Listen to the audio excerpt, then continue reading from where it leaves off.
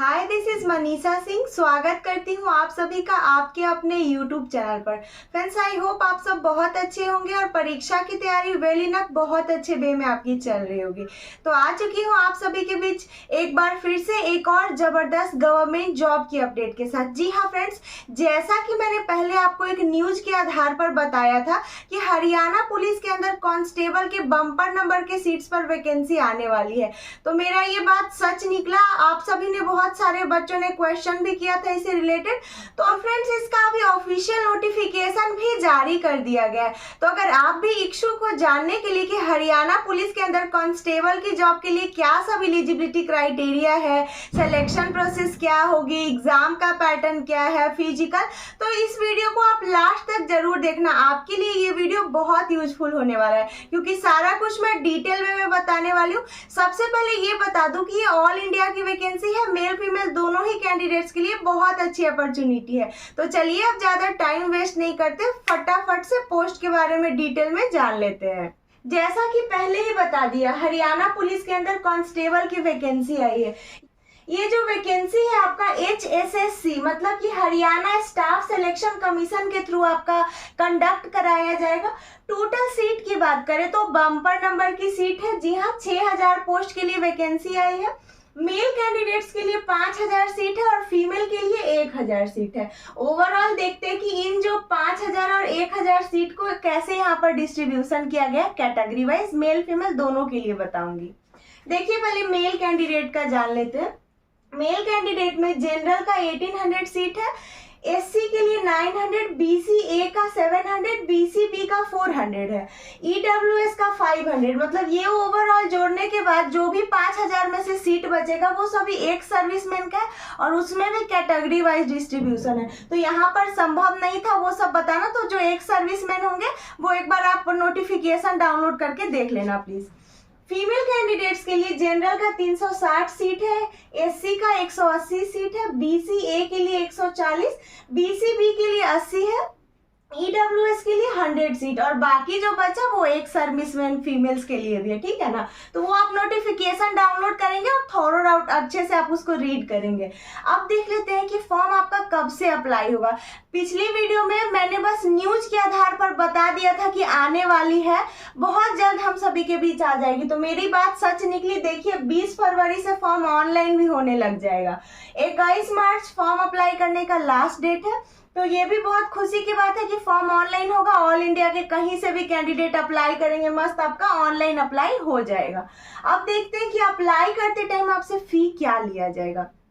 सारे कैटेगरी से किसी भी स्टेट के बच्चे हो या फिर उसी स्टेट के general, SC, BCA, BCB, EWS, कोई भी कैंडिडेट हो, मेल फीमेल, सबसे आपका यहाँ पर कोई चार्जेस नहीं लिया जाएगा।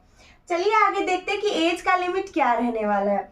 पहले तो जानेंगे कि किस डेट से आपका एज कैलकुलेट होगा। तो 1 फरवरी 2024 के हिसाब से 18 वर्ष से 25 वर्ष के जो भी कैंडिडेट है सभी यहाँ पर एलिजिबल रहने वाले हैं। आइए देखिए क्वालिफिकेशन क्या रखा गया है। जो भी 10+2 पास कर रखे हैं, मतलब कि जिन्होंने भी इंटर पास कर रखा है, डजंट मैटर आर्ट, साइंस या कॉमर्स है या फिर आपके पास क्या परसेंटेज है 12 का, डजंट मैटर, सिंपली आपने 10+2 पास कर लिया है, आप एलिजिबल रहोगे।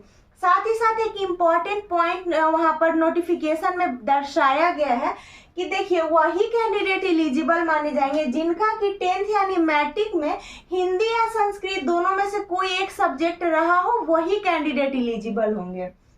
चलिए आगे देख लेते हैं कि सिलेक्शन की प्रोसेस क्या होने वाली है। Friends, your selection is dependable on major 5 stages. ठीक है, पहले स्टेज पर होता है PMT मतलब फिजिकल मेजरमेंट टेस्ट, जिसमें आपका शारीरिक मापदंड का मूल्यांकन किया जाता है। ये क्वालिफाइंग नेचर का होता है। सेकेंड स्टेज पर PET मतलब फिजिकल एफिशिएंसी टेस्ट होता है, जिसमें आपकी रनिंग होती है एंड ये भी आपका क्वालिफाइंग होता है।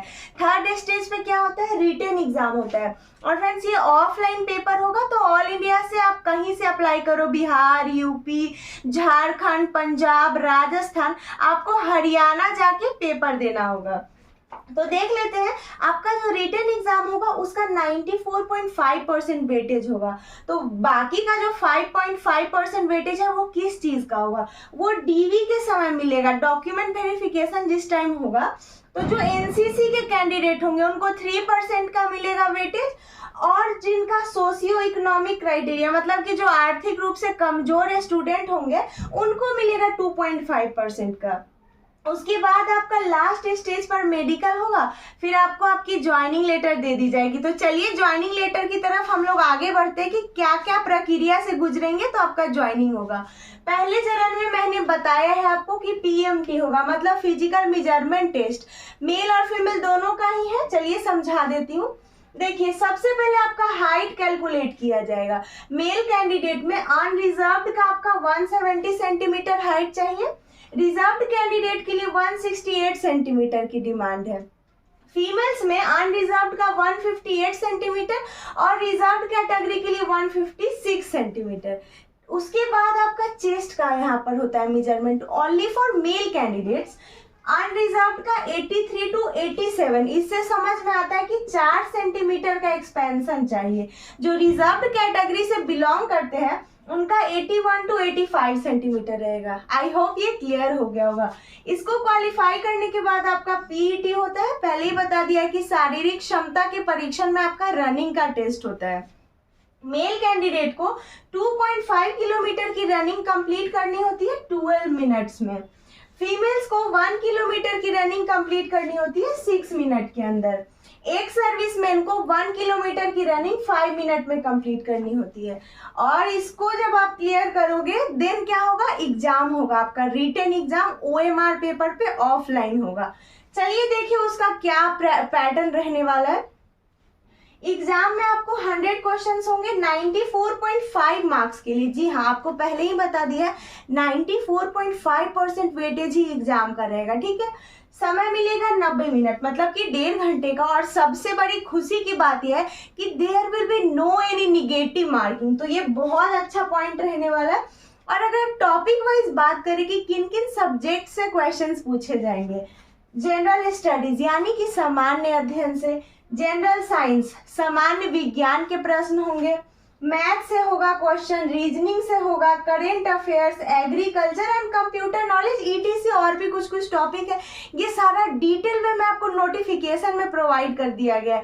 तो वो मैं अपने टेलीग्राम चैनल पे पोस्ट कर दूंगी, वहां से डाउनलोड करके थॉरो आउट आप एक बार अच्छे से देखेंगे नोटिफिकेशन में क्या क्या चीजें वहां पर रिक्वायर्ड की गई है। ठीक है, अब जैसा कि एग्जाम आपका क्वालिफाई हो जाएगा तो आपका क्या होगा, डीवी एंड मेडिकल होगा, फिर ज्वाइनिंग होगी। तो क्या सैलरी मिलती है चलिए मैं बता देती हूँ। सैलरी की बात करें तो starting salary will be 21,700 rupees, मतलब कि 22,000 से शुरुआत होगी और आफ्टर इंक्रीमेंट 70,000 के करीब आपकी सैलरी हो जाती है। So this is overall detail about Haryana police constable new recruitment 2024। I hope आपकी सारी डाउट सारी कंफ्यूजन क्लियर हो गई होगी।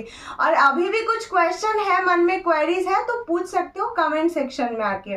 और आपको पहले ही बता दिया कि इसका नोटिफिकेशन आपको मिलेगा मेरे टेलीग्राम चैनल पे, तो वहां से जाके डाउनलोड कर लेना। और मेरे Telegram channel, Facebook page and Instagram तीनों का लिंक डिस्क्रिप्शन में दिया गया है, जाइए वहां पर फॉलो कर लीजिए।